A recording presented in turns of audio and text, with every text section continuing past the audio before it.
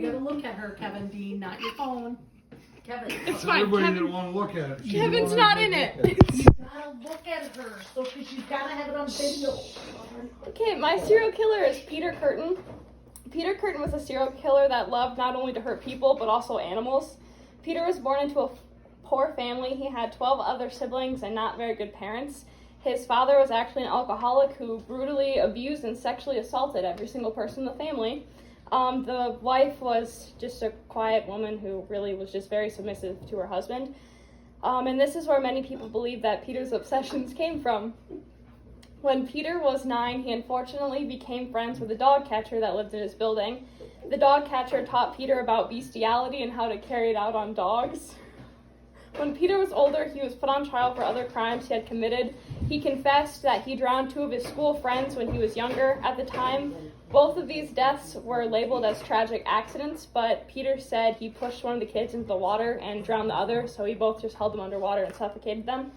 When Peter got a little bit older, his bestiality moved up from dogs to other farm animals, which I printed out. It's right there. He was an animal. And he would have sexual intercourse with these animals, and then he would stab them or break their necks to kill them. When Peter turned 16, he ran away from home to escape the abuse of his father. Peter got into some trouble during this time, so between misdemeanors and felonies, he served several years in prison and jail.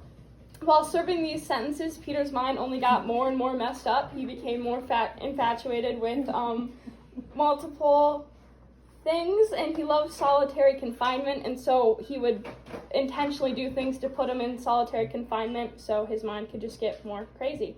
According to crimeandinvestigation.co.uk, Peter's first victim was sadly 10-year-old Christine Klein. Peter sexually assaulted her and stabbed her on May 25th of 1913.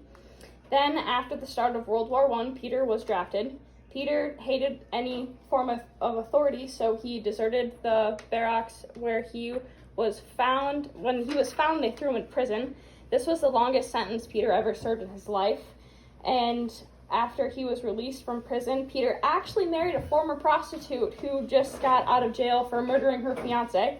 And he lived a pretty normal life for about 4 short months, and then he moved. When he moved, his crimes escalated into arson attacks, which then escalated into more and more horrendous sexual assaults.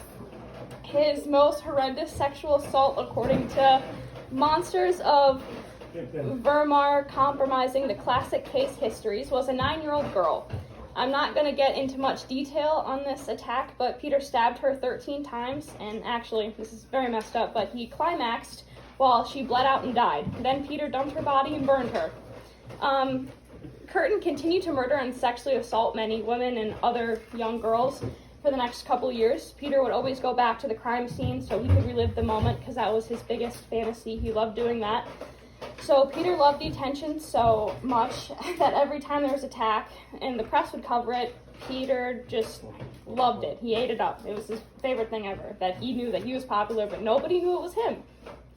According to the German press, Peter Kurten was eventually arrested on May 24th of 1930. Peter admitted to all of his crimes in detail just to see the look on the jury's faces, and he was put to death for his crimes on July 2nd of 1931. And they actually, when they cut off his head, they mummified it, and it's in a museum, and that is him. So, yeah.